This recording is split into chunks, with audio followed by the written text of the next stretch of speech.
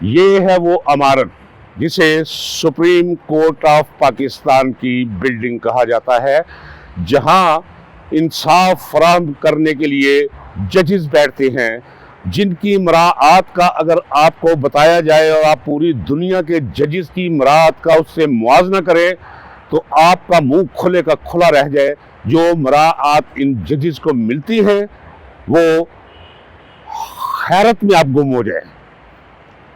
यहाँ मुनसफ बैठते हैं लेकिन होती यहाँ बेइंसाफी है।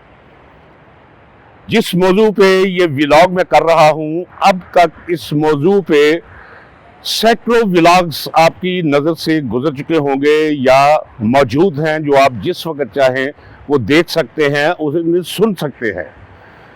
व्लॉग अगर हो चुके हैं और मैं व्लॉग कर रहा हूँ तो इसका कोई मतलब तो होगा, कोई तो उसमें जुदा गाना बात होगी, कोई तो ऐसा नुक्ता नज़र होगा जो मैं आप तक पहुंचाना चाहता हूं। 2 मुकदमात में इमरान खान को सजा दी गई है।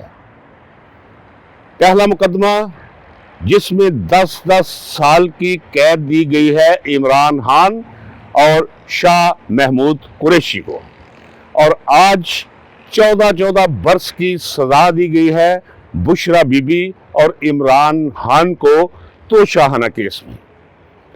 पहले तो ये बता दूं डिटेल में जाए बगैर कि मुझे फख्र है इस हवाले से कि इमरान खान को जब ये पता चला कि अमेरिका का एक अहम सरकारी शख्स हमारे सफ़ीर के साथ एक बाकायदा मुलाकात का इनअकाद करके उसे ये पैगाम देता है, डराता है, धमकाता है कि अपने मुतलका अदारों को इत्तला करो कि अगर इमरान खान को आपने ना निकाला, उसे वजारत उज़्मा से महरूम ना किया, तो हमारा मुल्क और हमारे मुल्क के इत्तेहादी सब पाकिस्तान को नुकसान पहुंचा सकते हैं, पाकिस्तान से अपने ताल्लुकात जो है वो कशीदा समझेंगे।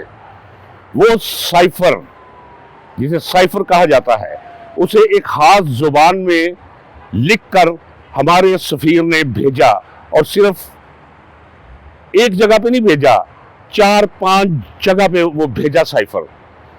तो जब इमरान खान को पता चला कि एक गैर मुल्क का शख्स हमारी सॉवरेंटी को चैलेंज कर रहा है, तो उसने लोगों को आगाह कर दिया। जब उसके खिलाफ तमाम लोग इकट्ठे किए जाने लगे, इकट्ठे हुए नहीं, इकट्ठे किए जाने लगे, उस डंडे के जोर पर, जो डंडा आपको नजर तो नहीं आता लेकिन उस डंडे से हर कोई वाकिफ है, तो इमरान खान ने अगर वो साइफर लहराया तो कोई बुरा नहीं किया। मुझे इमरान खान पर फख्र है और मेरी ख्वाहिश है कि जो भी हुक्मरान आए, अगर फिर कभी कोई दूसरा मुल्क हमारी सॉवरेंटी और इक़्तिदार आला में इस तरह मदाहरत की जुर्रत और जसारत करे तो वो अपनी पूरी कौम को उस जुर्रत और जसारत से आगाह करे। 10 साल की सजा दे दी गई। ये क्यों दी गई? वक्त का तयन क्यों ये किया गया? वो इसलिए कि अब तक जो कुछ होता चला रहा है इमरान खान और उसकी पार्टी के साथ, उसकी डिटेल में जाने की मुझे ज़रूरत नहीं, वो सब आप जानते हैं। एक जुमला कहना भी समाहराशी में मैं वो आपकी उसे पर महमूल करता हूँ। ये सज़ा इस वक्त इसलिए दी गई कि डिमोरलाइज किया जाए वोटर्स को, डिमोरलाइज किया जाए, मायूस कर दिया जाए इमरान खान के साथ खड़े लोगों को कि इमरान खान तो 10 साल के लिए अब जेल में रहेगा, हम वोट क्यों देंगे? ऐसा नहीं होगा। आज जो सजा सुनाई गई है वो उसे मजीद उस खौफ को बढ़ाने के लिए और पीटीआई के वोटर्स के अंदर मायूसी फैलाने के लिए ये सजा सुनाई गई है। एक बात आप याद रखिए और इस व्लॉग को बतौर रिकॉर्ड अपने पास रखिए कि ये दोनों सजाएं खत्म हो जाएंगी। इसमें क्या क्या जुल्म और ज्यादती हुई है, कानून को किस तरह बाईपास किया गया है, उसकी तफसील में मैं ना जाऊं तो बेहतर है। यानी ला कानूनियत की वो हद कर दी गई है अदालत के कमरे के अंदर, और फिर वही कि दुनिया में इंसानों के दरमियान जो बड़ी बड़ी नाइंसाफियां हुई हैं वो अदालतों के कटहरों में हुई हैं। तो ये दोनों मुकदमात ना हाई कोर्ट में कायम सजा रह सकती है ना सुप्रीम कोर्ट में रह सकती है, और ये एक मकसद हल कर लिया गया है। वो मकसद क्या है कि 8 तारीख को लोग वोट डालने जब आए तो उनके अंदर एक मायूसी हो कि यार हम किसे वोट डालें, हमारा लीडर जो है, हमारी क़यादत जो है कुछ भाग गई है, बाकी जो है लीडर उसे 10 साल एक और 14 साल एक 24 साल कैद हो गई है। और ये इस सोच के तहत पीटीआई का वोटर किसी दूसरे को वोट डाल देगा। एक तो मकसद ये है। दूसरा मकसद वो मैं आपको बताऊं जो अहम तरीन है, जो आपको कोई नहीं बताएगा, मैं बताता हूं। जो कुछ भी अदालतों ने किया है, इस अदालत, ये जरा कैमरा मारिए जी, कैमरा चलाइए इस दीवार, ये पाकिस्तानी झंडे से लेकर नीचे आइए आप। ये इमारत जिसके अंदर जजेस बैठे हैं, जो फैसला काजी फायज ईसा और उसके 2 साथी जजेस ने दिया है, वो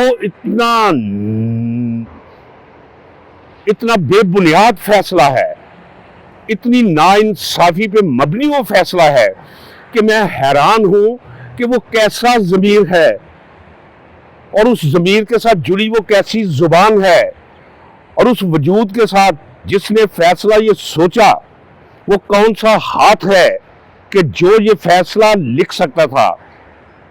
मैं हैरान हूं उन हाथों पे, मैं हैरान हूं उस वजूद पे, मैं हैरान हूं उस दिमाग पे, मैं हैरान हूं उस मनसब पे जिसमें बैठकर वो फैसला दिया गया और बल्ले से महरूम कर दिया गया। चूंकि अदालतों ने अपना पूरा फर्ज अदा किया है, डिक्टेशंस ली हैं, और डिक्टेशंस कहां से आती है वो आपको भी पता है और बाकी सबको इल्म है इसका बखूबी। अब होगा क्या, चूंकि अदलिया का चेहरा स्याह हो चुका है, और स्याही भी कौन सी, वो जो कभी तवे हुआ करते थे जिस पर रोटियां पकाया करते थे और नीचे गैस नहीं जला करती थी, नीचे गोबर जला करते थे, लकड़ियां जला करती थी, और एक तय जम जाया करती थी तवे के नीचे कालक की, और उस कालक पे अगर सरसों का तेल मल दिया जाए, गिरा दिया जाए और तवे को ठंडा होने दिया जाए और उसकी बैक साइड पे हाथ मार के अगर किसी के चेहरे पे स्याही फैलाई जाए, वो स्याही अजीब किस्म की स्याही होती है। ऐसा काला रंग कहीं से नहीं मिल सका, ना दस्तयाब हो सकता है वो, या इससे बड़ी हुई स्याही जो है जजेस ने अपने हाथों से अपने मुंह पर मली है। अब ये करेंगे क्या, अब हाई कोर्ट में केस जाएगा, हाई कोर्ट जो है वो कहेगा जी जनाब ये तो फैसला गलत हुआ है। वो क्यों कहेगा, वो इसलिए कि भाई बाकी सारी दुनिया मौजूद है। अगर जिस तरह ये ट्रायल हुआ है इसी तरह ट्रायल होने शुरू हो गए मैजिस्ट्रेट की अदालत से लेकर सेशन अदालत तक, कि ना किसी को कोई गवाह पेश करने की जरूरत है, ना किसी को वकील सफाई लाने की जरूरत है, जो चाहे जज वो अपने हाथ से लिख के और भाग कर जाके अपने रिटायरिंग रूम में छुप जाए, पीछे से निकल के गाड़ी में बैठे और पुलिस की मुहित में जो है घर पहुंच जाए। फिर तो ये जंगल हो गया, फिर तो कानून ना रहा, फिर तो लोग अदालतों में चढ़ दौड़ेंगे, फिर तो एक रूल सेट हो जाएगा, प्रेसिडेंट्स बन जाएंगे। ये प्रेसिडेंट बनने से बचने के लिए ये सजा ये खत्म कर देंगे, लेकिन 8 तारीख के बाद करेंगे। 8 तारीख तक इन्हें चाहिए कि मायूस हो वोटर पीटीआई के वोटर से और पाकिस्तान के अवाम से। मेरा ये इल्तिमास है कि अगर किसी को मौसम इजाजत ना दे, सेहत इजाजत ना दे, अपने घर से निकलकर इमरान खान के कैंडिडेट्स के हक में आप वोट डालें। ये वोट असल फैसला होगा। फैसला जो अदालतों ने किया है वो फैसला नहीं, फैसला अब आवाम के हाथ है। आप घरों से निकलिए और 8 तारीख को रद्द अमल के तौर पे वोट डालिए। याद रखिए कि अगर कोई वोट कम या ज्यादा कर सकता है तो वो 30,000 का ऊपर नीचे कर सकता है। ये नहीं हो सकता कि 90,000 वोट को वो 10,000 गिन दे, नहीं, ऐसे होगा नहीं। जरूरत इसकी है कि आप निकले।